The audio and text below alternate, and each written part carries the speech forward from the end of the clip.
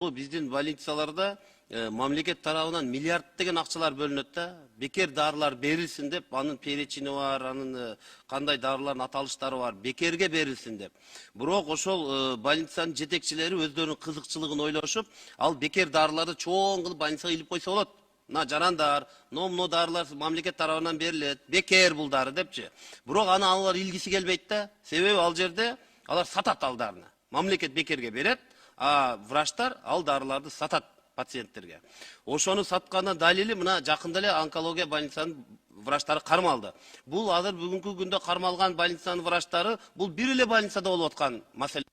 Мамлекет миллиард деген акчаларды бөлүп берет, а бирок врачтар аны бизнес кылып чөнтөгүнө алып отурат да. А чыныгы максатына мамлекет бөлгөн акча жетпей атат. Акчаларычы. Ошону мен сиздерге сунуш берет элем. Чоң кылып ар бир больницага илип коюңуздар. Мамлекет тарабынан берилген дарылар мына ушул дарылар мамлекет тарабынан берилет. Биринчиси.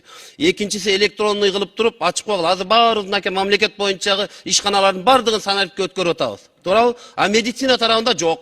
Эмне ошону сайтка илип койсо болбойбу? Паланча пустанча деген муну дарыны алды. Анын ата-энеси баласы ооруп аткан болсо көрүп турсун сайттан, балам алыптыр деп. А бүгүнкү күндө кандай? Барасың, журналга кол коесуң, баасы да жок, аты да жок, эчтеке жок. Журналга кол койдуруп эле сен дарыны алдың деп коет. Бир киши бир дары ала турган болсо пациент, ал кишиге 3 дарыны жазып коюшу да мүмкүн.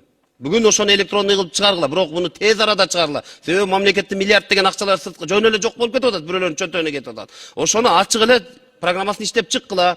Керек болса biz de görüp turaylı. Kim kaysı darını alıp atat, bizim şaylauçularımız kayırlat misal üçün. Biz görüp turalım da kimisi kaysı darını alıp atat. Az onkologiyaga men kança jolu bardım, kança oğrular men söyleştim. Emne darı alıp atasın sen bilbeyt. Kayıntı alıp atasın sen bir jurnalga kol koyup atan bilbeyt. Mamleketten hazırlemesi aytpayın. 2025 yılga 860 milyon son bölü. Bu milyard degen, bu oңор акча эмес.